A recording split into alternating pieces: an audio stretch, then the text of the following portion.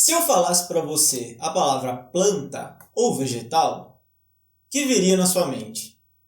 É claro que depois das maravilhosas aulas que nós tivemos, talvez viesse à sua mente uma samambaia, um pinheiro. Mas a verdade é que, para a maioria das pessoas, quando a gente pensa em planta, planta é sinônimo de planta com flor. Muitas vezes é sinônimo de flor, inclusive, é sinônimo de uma rosa, de uma margarida, de um girassol.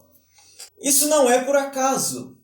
As plantas com flores, as angiospermas, o único grupo verdadeiro evolutivamente falando, de todos que a gente viu até aqui, possui mais de 250 mil espécies. 90% de todas as plantas, 90% de todos os vegetais são plantas que produzem flores, plantas que produzem frutos. Angiospermas. A origem das plantas com flores remonta a mais de 120 milhões de anos atrás, e é muito curioso que, se elas surgiram há 120 milhões de anos, há 100 milhões de anos elas já dominavam, elas já estavam espalhadas por grande parte do planeta. Então, do surgimento ao domínio, um pequeno espaço de tempo geologicamente falando, né? Porque 20 milhões de anos para a gente parece muito, mas para a Terra, para o planeta Terra, isso não é tanto não. Dentro do grupo das plantas com flores, eu tenho árvores imensas, de porte médio, gramíneas, muito pequenas, plantas aquáticas, como a Vitória régia, trepadeiras. Então, de fato, eu tenho uma diversidade absurda, e essa diversidade reflete também no tamanho das plantas. Isso é um fato muito curioso que, inclusive, a gente consegue perceber quando a gente anda no meio de uma floresta, por exemplo. Quando você está dentro de uma floresta, ou de um bosque, enfim, minimamente natural, minimamente intocado pelo ser humano, você consegue perceber que existem plantas grandes, plantas de tamanho médio, plantas de tamanho pequeno, trepadeiras, então plantas que sobem de fato por cima de outras plantas, epífitas, que são plantas que vivem longe do solo, né, acima de outras plantas. E o mais interessante é que angiospermas conseguem ocupar todos esses nichos. As angiospermas elas podem ser grandes, podem ser pequenas, e dentro de uma floresta eu consigo enxergar estratos. Então, uma característica de angiospermas é essa estratificação. Por exemplo, em briófitas, as plantas sempre são pequenas. Algumas um pouco mais, outras um pouco menos. Em pinheiros, normalmente são enormes. As florestas de pinheiros, aquelas florestas de coníferas que a gente enxerga nos Estados Unidos, por exemplo, você enxerga a floresta, você olha a floresta, você não precisa ir lá, tá? Se você olha a foto de uma floresta daquela, você só enxerga pinheiros, você só enxerga coníferas. Não é fácil, até pode existir outras plantas, é claro, mas não é fácil de perceber. Numa floresta como a Amazônia, na Mata Atlântica, aqui no Cerrado, você entra dentro de um bosque, você entra dentro da mata e você enxerga uma infinidade de tamanhos, de cores, de formas, e geralmente todas as plantas são angiospermas. É claro que eu posso ter uma samambaia, sempre vou ter musgos, enfim, ali no meio, mas a maior parte do que eu enxergo é planta com flor. Assim como a gente já viu em samambaias e também em gimnospermas, nas angiospermas eu tenho raiz, caule e folha. Assim como nos pinheiros, eu também tenho semente. Só que agora eu tenho duas novidades evolutivas fundamentais: a produção de flor e a produção de fruto. Algum desavisado aí pode pensar, nossa, mas eu pulo direto para duas novidades evolutivas? Eu não tenho um meio termo? Um grupo de plantas que só produz flor ou só produz fruto? Não, isso não existe, isso não pode existir, e você vai entender por quê, qual a relação entre flores e frutos, na próxima aula, com mais detalhes, é claro, na aula de reprodução de angiospermas.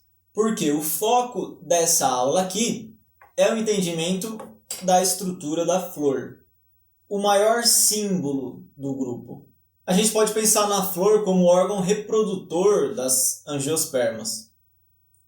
E esse órgão, ele é muito complexo. A gente tem várias estruturas que a gente pode dar destaque. Entre elas, o pezinho que liga a flor e o galho de onde essa flor sai, eu dou o nome de pedúnculo. Subindo um pouco mais, eu tenho o receptáculo floral. E o receptáculo tem esse nome porque ele recebe as 4 partes mais importantes de uma flor. Os 4 verticilos florais. Para não confundir, eu vou falar primeiro a unidade de cada verticilo e depois o nome que eu dou ao conjunto. As unidades são as seguintes. Eu tenho a sépala, a pétala, os pistilos e os estames. O conjunto das sépalas eu dou o nome de cálice. O conjunto das pétalas tem o nome de corola. Ao conjunto de pistilos eu dou o nome de gineceu. E ao conjunto de estames eu dou o nome de androceu. Eu posso dividir esses 4 verticilos, essas 4 unidades, em 2 coisas. Desses 4, 2 vão ser estéreis, então eles não têm participação direta na reprodução, enquanto outros 2 são férteis, têm participação direta. Os 2 estéreis são as sépalas e as pétalas, o cálice e a corola. Tanto sépalas quanto pétalas vão ter função ligada à proteção da flor, a proteção de outras estruturas que vão ao que interessa. Por outro lado, pistilos e estames são, respectivamente, as partes femininas e masculinas da flor. Os pistilos que formam o gineceu, então ginos remete ao feminino, e androceu, formado pelos estames, remete ao masculino, andro. Os detalhes da maturação, da produção das estruturas masculinas e femininas a gente vai ver também na próxima aula. Percebam que eu já recheei de nomes essa flor, mas ela é uma estrutura tão complexa, é um órgão tão complexo que eu consigo ainda identificar outras características, outros pontos. Se eu pegar a estrutura feminina, que é o pistilo, eu consigo separar ela em 3. A abertura, o buraquinho em cima, eu dou o nome de estigma. É por onde o grão de pólen vai chegar e vai passar. Ao tubo, ao caminho, logo abaixo da abertura, logo abaixo ao estigma, eu dou o nome de estilete. E lá embaixo eu tenho uma parte um pouco mais avantajada, um pouco mais gordinha, que é o ovário. Reparem que em gimnospermas, em pinheiros, eu não tenho ovários, eu tenho óvulos apenas. Aqui eu tenho, além dos óvulos, protegendo eles, eu tenho o ovário. Eu vou fazer questão de ressaltar uma coisa agora, que em gimnospermas eu não achei tão necessário. Não confundam, tomem muito cuidado com isso, não confundam ovário e óvulo em botânica com ovário e óvulo em zoologia. Nos animais, os ovários são o local de produção de gametas femininos, enquanto os óvulos são os gametas femininos. Isso não tem nada a ver com o que acontece em plantas. Esquece isso, porque em botânica, o ovário é o local onde eu tenho armazenado de fato os óvulos, isso não é tão diferente, só que os óvulos não são gametas. Os óvulos, eles são uma estrutura onde eu tenho um tegumento, uma proteção, e lá dentro eu tenho o esporângio. O megaesporângio, para ser mais específico, o esporângio feminino. E dentro desse óvulo vai acontecer muita coisa. Então ele não é simplesmente um esporângio e acabou. Esse esporângio dá origem ao o esporo germina em um gametófito, e tudo isso acontece lá dentro. Não muito diferente do que a gente viu lá em gimnospermas, mas claro que com algumas particularidades.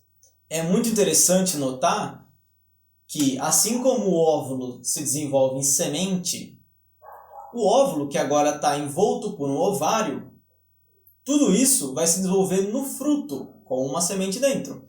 Então, o ovário se desenvolve em fruto, o óvulo que está dentro dele se desenvolve em semente que está dentro do fruto. Para a gente não se alongar muito mais, se eu pegar a parte masculina, que é o estame, muitos estames, né? O conjunto de estames é o androceu. Se eu pegar cada estame, eu consigo dividir ele em dois também. A haste, que sustenta a estrutura, é o filete. E na pontinha eu tenho uma estrutura que parece um pacotinho, né? Uma sacolinha, que eu dou o nome de antera. Dentro da antera, eu tenho o local de produção dos esporos masculinos. Então, nas anteras, eu tenho os sacos polínicos, local de produção dos grãos de pólen. Na verdade, dos esporos masculinos que depois germinam em grãos de pólen. Muito legal, muito bonito. Deu para entender? Pois é, mas nem tudo são flores. Esse esquema de uma flor genérica, de uma flor perfeita, de uma flor completa, que a gente acabou de ver, nem sempre vai existir na natureza. Se você sair pegando flor aí para analisar, para abrir ela e ver cada estrutura, cada unidade, você vai perceber que várias flores só tem a parte masculina, ou só tem a parte feminina, ou não tem corola, ou não tem cálice, ou não tem nenhum dos dois. Então, na natureza, o buraco é muito mais embaixo, é muito mais difícil de perceber tudo isso. Além disso, eu tenho uma diversidade absurdamente maravilhosa de flores ao redor do mundo. Grandes, pequenas, enormes, minúsculas, compridas, redondas, coloridas, brancas, cheirosas, fedidas. É muito interessante, é muito bacana. Fora o formato, flores simples, flores compostas, onde eu tenho várias juntas. É uma maravilha. É muito, muito, muito interessante. É uma das matérias mais gostosas de fazer na faculdade, para quem quer fazer biologia. As plantas são de fato apaixonantes. Pegando um gancho nisso que eu falei sobre flores com partes femininas ou masculinas, é bom lembrar que eu vou ter espécies monóicas, ou seja, hermafroditas, e espécies dioicas, onde existem os dois sexos. E mais interessante ainda é notar que nas espécies monóicas, nas espécies hermafroditas, eu vou ter plantas que produzem flores hermafroditas também, ou plantas hermafroditas que produzem flores masculinas e femininas. Enquanto nas plantas dioicas, aí sim eu vou ter plantas que produzem só flores masculinas e plantas que produzem só flores femininas. As flores femininas a gente dá o nome de flor pistilada, porque tem pistilos, e as flores masculinas a gente dá o nome de estaminadas, porque tem estames. Agora uma parte muito tranquila, muito fácil, que a gente sabe pela nossa vida, pela nossa rotina, que é a importância das angiospermas. De cara, é só lembrar que você come, com toda certeza, angiosperma todo santo dia. Aí você pode ser uma pessoa chata e muito mal alimentada, diga-se de passagem, que diz, mas eu só como carne, eu não como nenhuma planta nunca. Pois é, mas a carne que você come se alimentou, né, os animais se alimentaram de angiospermas, sem dúvida nenhuma. Então as plantas com flores, a batata, o tomate, o morango, a maçã, a banana, o abacaxi, o feijão, a soja, o milho, são todas plantas com flores, são todas plantas angiospermas. Fora que a gente utiliza as plantas, partes das plantas, na produção de medicamento, de cosmético, de perfume, então o aroma das flores. Na ornamentação, as flores são muito famosas também, a rosa, a margarida, a tulipa, as orquídeas. O grupo das orquídeas é um dos grupos com mais espécies, mais diversos, mais interessantes dentro das próprias plantas com flores.